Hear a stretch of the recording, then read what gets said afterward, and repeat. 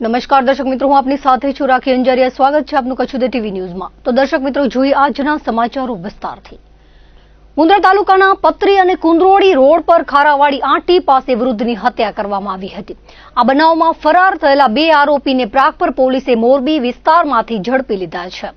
કુંદરોળીના 73 વર્ષીય અબ્દુલ્લા હુસેન પઠાણ શાકભાજીની ફેરી કરવા માટે ગયા હતા.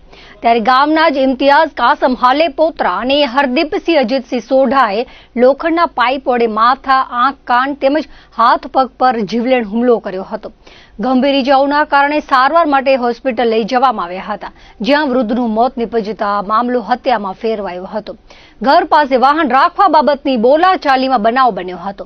પોલીસે કુંદરોળીના ઇમ્તિયાઝ કાસમ હાલેપોત્રા અને હરદીપસિંહ અજીતસિંહ સોઢાને ઝડપી લીધા છે. આ કામગીરીમાં પીઆઈ સહિત સ્ટાફ જોડાયો હતો.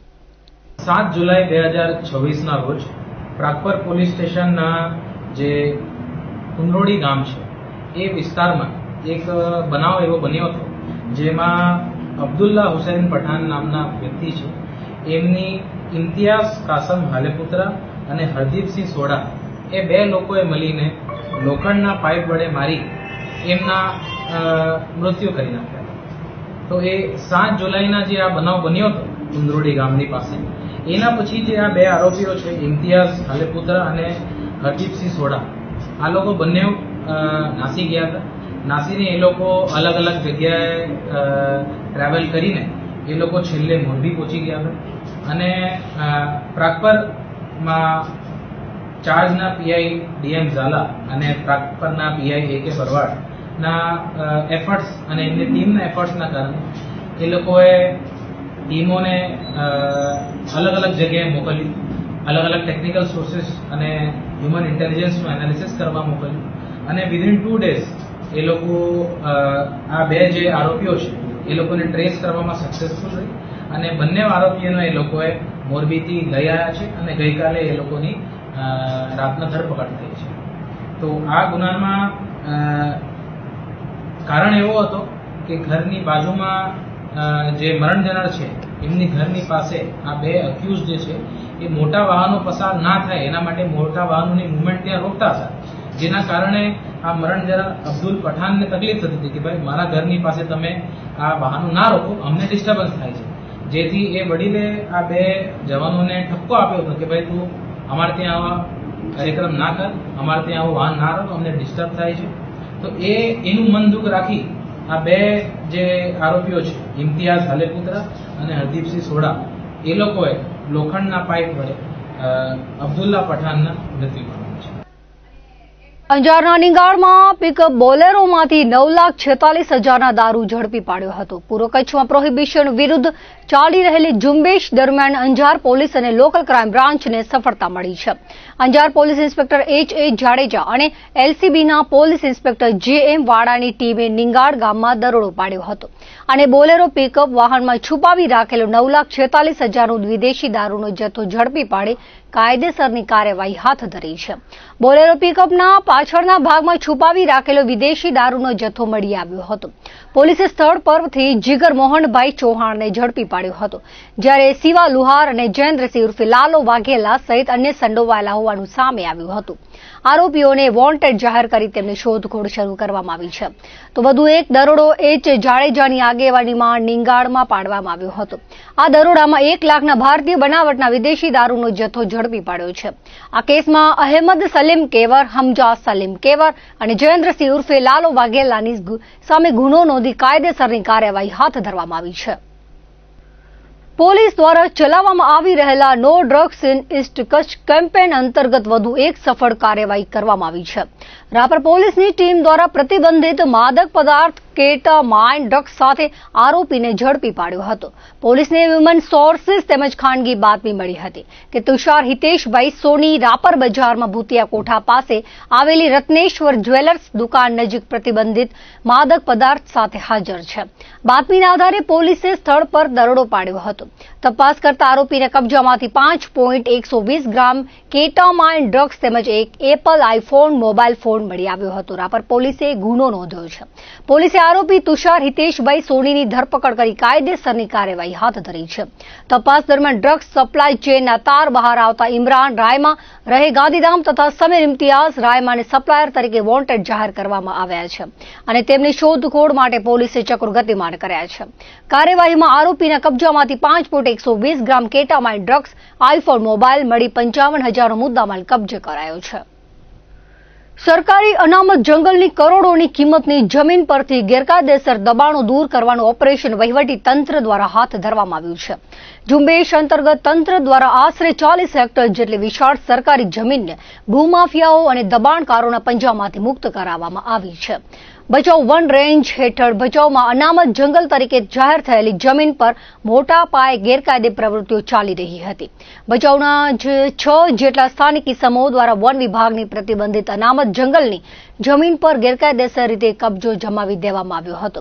આ તત્વો દ્વારા જમીન પર ઈંટો બનાવવા માટેના મોટા મોટા ભઠ્ઠા શરૂ કરી દેવાયા હતા તેમજ ત્યાં કામ કરતા મજૂરોને લેબરોને રાખવા માટે પાકા અને કાચા મકાનો તથા ઓરડીઓનું પણ અનધિકૃત બાંધકામ કરી દેવામાં આવ્યું હતું. સમગ્ર ગેરકાયદે પ્રવૃત્તિ અને દબાણ બાબતે વન વિભાગ દ્વારા અગાઉથી જ કડક વલણ અપનાવવામાં આવ્યું હતું.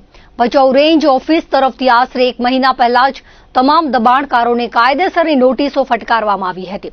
જમીનની માલિકી અંગેના પુરાવા રજૂ કરવા જણાવાયું હતું. જોકે આ ઇસમો દ્વારા કોઈ પણ પ્રકારના વહીવટી કે કાયદાકીય દસ્તાવેજો રજૂ કરવામાં આવ્યા ન હતા, જેથી વન વિભાગે તેમની સામે ગુનો દાખલ કરી ત્વરિત દબાણ ખાલી કરવા આદેશ કર્યો હતો. વારંવાર લેખિત અને મૌખિક નોટિસો તેમજ પૂરતી તક આપવા છતાં પણ દબાણકારો દ્વારા સ્વેચ્છાએ આ જગ્યા પરથી કબજો હટાવવામાં આવ્યો ન હતો. કચ્છ પૂર્વ વન વિભાગ, ભુજ કચ્છ પૂર્વ પોલીસ ડિવિઝન તેમજ સ્થાનિક મહેસૂલ તંત્ર દ્વારા એક સંયુક્ત મેગા ઓપરેશનનું આયોજન કરવામાં આવ્યું હતું. કાફલા સાથે ઘટના સ્થળે પહોંચેલા વહીવટી તંત્રે બુલડોઝર ફેરવીને તમામ ગેરકાયદેસર ભઠ્ઠા અને ઓરડીઓ જમીનદોસ્ત કરી દીધા હતા અને અંદાજિત 40 હેક્ટર જેટલી જમીન સંપૂર્ણપણે ખાલી કરાવી લીધી હતી. નલિયાનું ઘાસિયા મેદાન તેના વિશિષ્ટ વાતાવરણને કારણે વિશ્વના સૌથી વજનદાર અને ઉડી શકતા પક્ષીઓમાંના એક એવા ઘોરાડનું છેલ્લું આશ્રય સ્થાન માનવામાં આવ્યું છે. વન્યજીવ ઇતિહાસમાં પક્ષી અત્યારે અત્યંત લુપ્તપ્રાય કેટેગરીમાં આવી ગયું છે. સમગ્ર ભારતમાં તેની વસ્તી માત્ર 150ની આસપાસ જ બચી છે, જેમાં સૌથી વધુ પક્ષીઓ રાજસ્થાનમાં છે. કચ્છમાં ઘોરાડ પક્ષીની વસ્તી ખતમ થવાના આરે પહોંચી ગઈ હતી, કારણ કે અહીંના અભયારણ્યમાં માત્ર 3 માદા ઘોરાડ જ બચી હતી. આ વિસ્તારમાં એક પણ નર ઘોરાડ ન હોવાને કારણે માદાઓ જે ઈંડા મૂકતી હતી તે બિનફળદ્રુપ રહેતા હતા, જેમાંથી ક્યારે બચ્ચું બહાર આવી શકે તેમ ન હતું. આ કપરી અને નિરાશાજનક પરિસ્થિતિ વચ્ચે વન વિભાગ અને વાઇલ્ડ લાઇફ ઇન્સ્ટિટ્યૂટ ઓફ ઇન્ડિયાના વૈજ્ઞાનિકોએ એક અશક્ય લાગતા મિશનને પાર પાડવા માટે હાથ મિલાવ્યા હતા. કચ્છમાં ઘોરાડની પેઢીને આગળ વધારવા માટે વૈજ્ઞાનિકોએ જમ્પ સ્ટાર્ટ નામના એક અત્યંત આધુનિક અને સંવેદનશીલ વૈજ્ઞાનિક પ્રયોગનો સહારો લીધો. આ યોજના અંતર્ગત સૌપ્રથમ રાજસ્થાનના જેસલમેર ખાતે આવેલા કેપ્ટિવ બ્રીડિંગ સેન્ટરમાંથી ઘોરાડનું એક ફળદ્રુપ ઈંડું મેળવવામાં આવ્યું હતું. આ નાજુક ઈંડાને જીવંત રાખવા માટે તેને ખાસ મશીનમાં ગોઠવવામાં આવ્યું હતું અને રસ્તાના ઝટકાઓથી બચાવીને ખૂબ જ સાવચેતીપૂર્વક અંદાજે 19 કલાકની અવિરત મુસાફરી કરાવીને 770 કિલોમીટર દૂર નલિયા સેન્ટર ખાતે લાવવામાં આવ્યું હતું. બીજી તરફ નલિયાના જંગલમાં કુદરતી માળામાં બેઠેલી માદા ઘોરાડ જ્યારે વનકર્મીઓની નજર ચૂકવીને થોડીવાર માટે માળાથી દૂર ગઈ, ત્યારે વૈજ્ઞાનિકોએ તેના માળામાં રહેલું બિનફળદ્રુપ ઈંડું હટાવીને રાજસ્થાનથી લાવેલું અસલી ફળદ્રુપ ઈંડું ત્યાં ગોઠવી દીધું હતું. માદા પક્ષી જ્યારે પાછી ફરી ત્યારે તેને આ ફેરબદલની સહેજ પણ ભાળ મળી ન હતી. તેણે આ ઈંડાને પોતાની મમતા આપીને કુદરતી રીતે સેવવાનું શરૂ કર્યું હતું. વિજ્ઞાન અને કુદરતના અનોખા સંગમના પરિણામે વન વિભાગના સંરક્ષણ કેન્દ્રમાં વધુ એક તંદુરસ્ત બચ્ચાનો સફળતાપૂર્વક જન્મ અને ઉછેર થયો છે, જે આ પ્રયોગની બીજી મોટી સફળતા છે. અગાઉ આ જ જમ્પ સ્ટાર્ટ ટેકનિકનો ઉપયોગ કરીને ગુજરાતમાં લાંબા સમય બાદ પ્રથમ બચ્ચાનો સફળ જન્મ થયો હતો, જેની સત્તાવાર જાહેરાત ખુદ કેન્દ્રીય પર્યાવરણ મંત્રાલય દ્વારા કરાવવામાં આવી હતી. ગુજરાતના વન્યજીવ ઇતિહાસમાં લાંબા સમય પછી ઘોરાડના બચ્ચાનો કિલકિલાટ સંભળાયો હોવાથી આ પ્રોજેક્ટ પર આખા દેશની નજર હતી. હવે આ બીજી સફળતા મળતા પર્યાવરણવિદોનો ઉત્સાહ બમણો થઈ ગયો છે અને આશા જાગી છે કે કચ્છની ધરતી પર ફરીથી ગોરાડ પક્ષીઓનો પગરવ ગુંજતો થશે. જોકે આ વૈજ્ઞાનિક સફળતાની સાથે ગ્રાઉન્ડ રિયાલિટી અને પડકારો પણ એટલા જ ગંભીર છે. જમીન પર માળો બાંધનારા આ પક્ષીઓના બચ્ચા અને ઈંડાને જંગલી બિલાડી, શિયાળ અને રખડતા કૂતરાઓ જેવા શિકારી પ્રાણીઓથી સતત જીવનું જોખમ રહે છે. આ ઉપરાંત નલિયા અને તેની આસપાસના વિસ્તારોમાં મોટા પાયે ફેલાયેલી હાઈ વોલ્ટેજ વીજળીની લાઈનો અને પવનચક્કીઓ પક્ષીઓ માટે કાળ સાબિત થઈ રહ્યા છે. ગોરાડ પક્ષીઓ વજનમાં ભારે હોવાને કારણે હવામાં ઉડતી વખતે અચાનક પોતાની દિશા બદલી શકતા નથી, જેના કારણે તેઓ વીજતાર સાથે અથડાઈને મૃત્યુ પામે છે. સુપ્રીમ કોર્ટે પક્ષીઓના સંરક્ષણ માટે વીજ લાઈનો અંડરગ્રાઉન્ડ કરવાનો આદેશ આપેલો છે. આ તમામ કુદરતી અને માનવ સર્જિત પડકારો વચ્ચે પણ વન વિભાગ દ્વારા કૃત્રિમ સંવર્ધન ટેકનિકથી બચ્ચાનો ઉછેર કરવો એ વન્યજીવ સંરક્ષણ ક્ષેત્રે એક બહુ મોટી ક્રાંતિ અને સીમાચિહ્નરૂપ સિદ્ધિ સમાન છે. કેન્દ્રીય પર્યાવરણ મંત્રી ભૂપેન્દ્ર યાદવે જણાવ્યું છે કે નલિયામાં હાથ ધરવામાં આવેલો બીજો જમ્પ સ્ટાર્ટ પ્રયોગ સંપૂર્ણપણે સફળ રહ્યો છે. નલિયા ખાતે 21 મેના જન્મેલા નવજાત બચ્ચાએ જીવિત રહેવા માટેનો સૌથી મુશ્કેલ અને જોખમી ગણાતો શરૂઆતનો અંદાજે 40 દિવસનો ગાળો સફળતાપૂર્વક પાર કરી લીધો છે, જે વૈજ્ઞાનિકો માટે ખૂબ જ મોટી રાહતના સમાચાર છે. સાથે જ તેમણે દેશમાં ગોરાડ પક્ષીઓને સંવર્ધનને લઈને વધુ એક પ્રોત્સાહક આંકડો જાહેર કર્યો છે કે રાજસ્થાનના સામ અને રામદેવરા ખાતે કૃત્રિમ રીતે ઉછેર કેન્દ્રમાં જન્મેલા બચ્ચાઓની સંખ્યા હવે 98 પર પહોંચી ગઈ છે. આ પ્રોજેક્ટ હવે ખૂબ જ ઝડપથી આગળ વધી રહ્યો છે. આગામી સમયમાં આ પક્ષીઓને સંરક્ષણ કેન્દ્રમાંથી મુક્ત કરીને ફરીથી કુદરતી વાતાવરણમાં છોડવાના તબક્કામાં પ્રવેશવા જઈ રહ્યો છે. આ ભગીરથ કાર્યને સફળ બનાવવા માટે વાઇલ્ડ લાઇફ ઇન્સ્ટિટ્યૂટ ઓફ ઇન્ડિયાની ટીમ તેમજ રાજસ્થાન અને ગુજરાતના વન વિભાગો કોઈ પણ કસર છોડ્યા વિના એક સાથે મળીને સખત મહેનત કરી રહ્યા છે.